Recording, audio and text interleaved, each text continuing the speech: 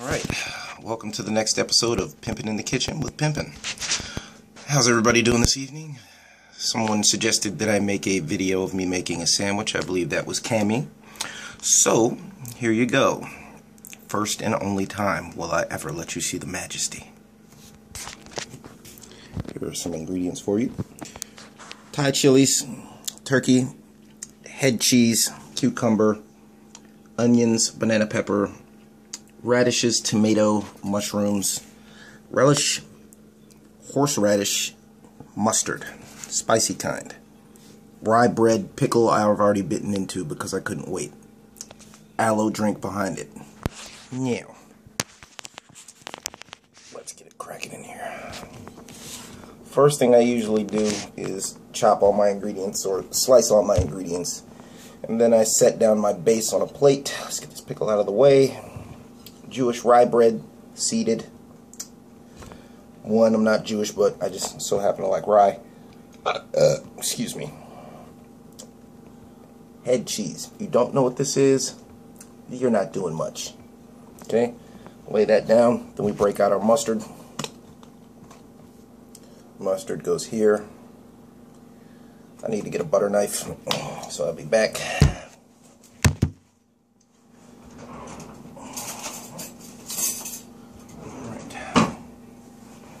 Butter knife's here.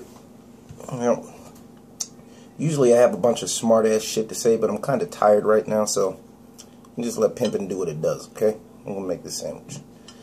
And spread that down nice and smooth. Make sure you get full coverage from all the way in the middle to the edges, okay? I often lay down a base of meat first, and I don't put my dressings like mustard or whatever relishes onto the bread because it gets soggy and then it fucks your sandwich up and you can't sit it down. You just got to eat it immediately.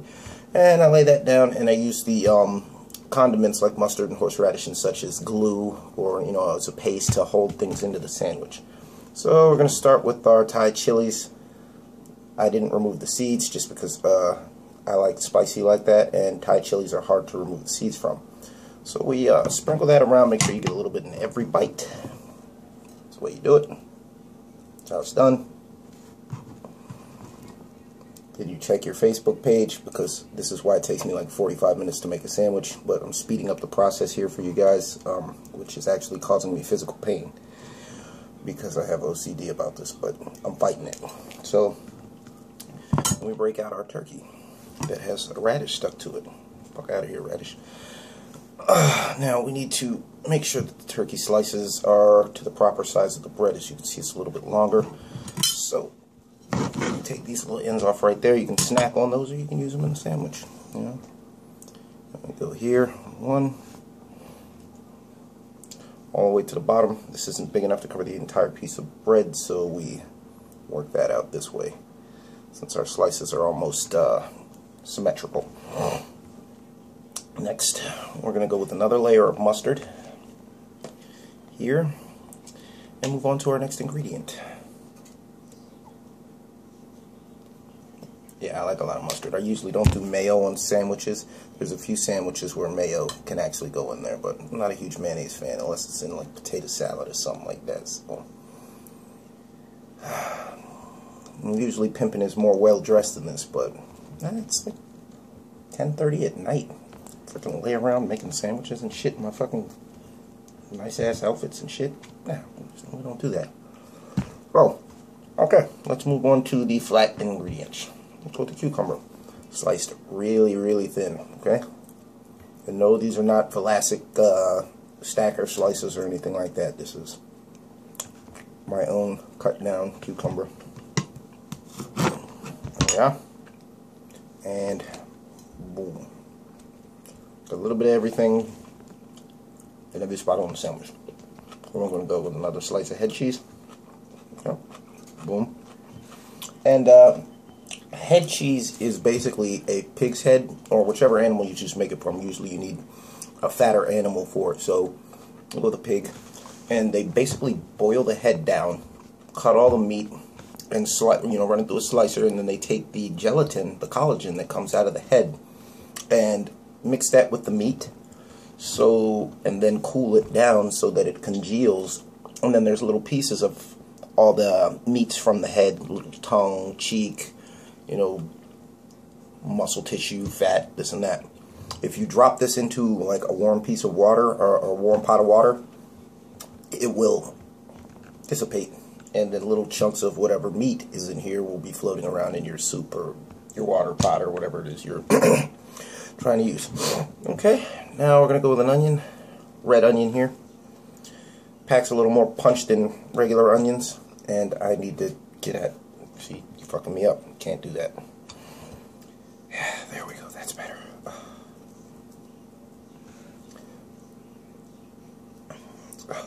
Jesus, my onions are falling apart. I'm freaking gonna freak out. And you know what? Since the onions don't want to cooperate right now, I'm having a problem, but that's alright. Let's go here.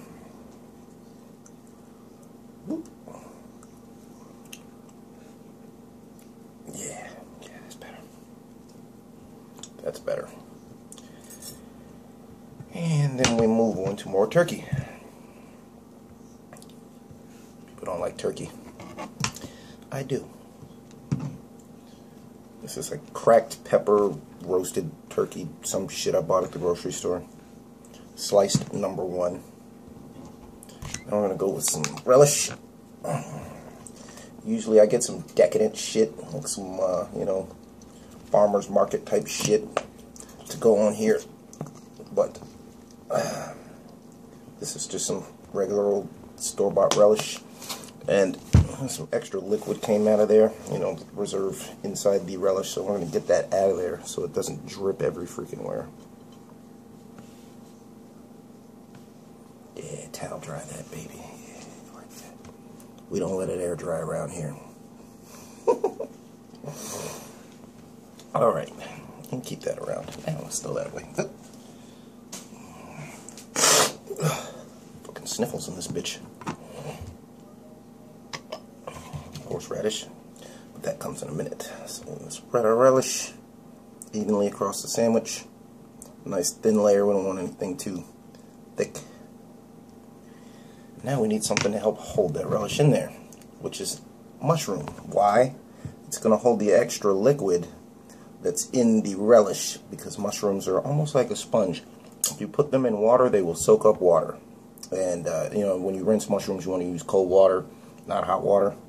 Then rinse them quickly and then dry them off so that they don't retain the moisture. That's certain mushrooms, not all of them, but yeah, in general. Pull those out, get a nice little pattern going. Try and keep the pieces the same size around the edges so that your sandwich is still level. You know, go that down there. Next piece of head cheese. Boom. Now, for the radishes, I'm going to go around, boop, boop. It's like, well, if you're putting radishes in there, why are you using horseradish too? Don't make me slap you, you idiot. It's not the same thing. Of course, they're in the same family, but a radish is quite different from horseradish, as well as horseradish being different from wasabi.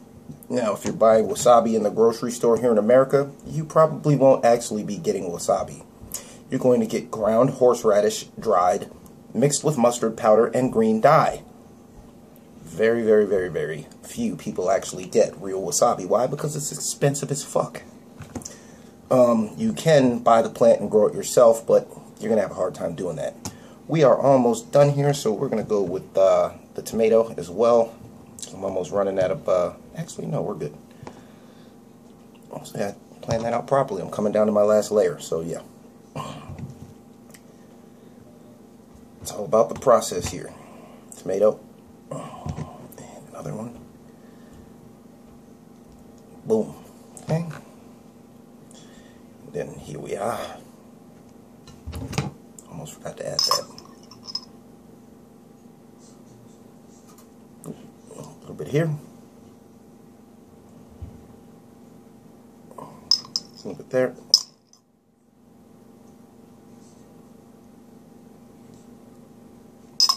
A little bit there. Sometimes you might want to use a little bit more, but this is a strong horseradish, so a little bit goes a long way. And here we are.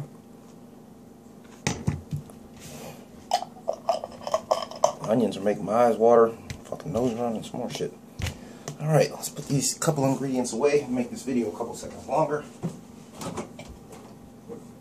Just because you bastards want to watch me make sandwiches. And here we go. Boom. Boom.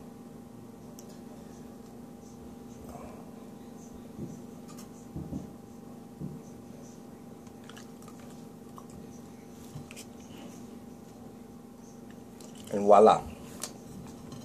Now for a bit of artistry here, we're going to go right on the bias.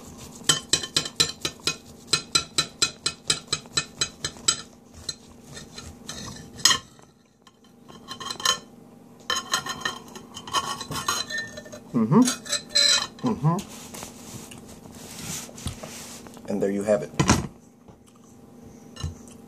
As well as a pickle. Okay? Get that out the way. And there you are. This is episode 13 of Pimpin' in the Kitchen. Sandwich time. Have a good night.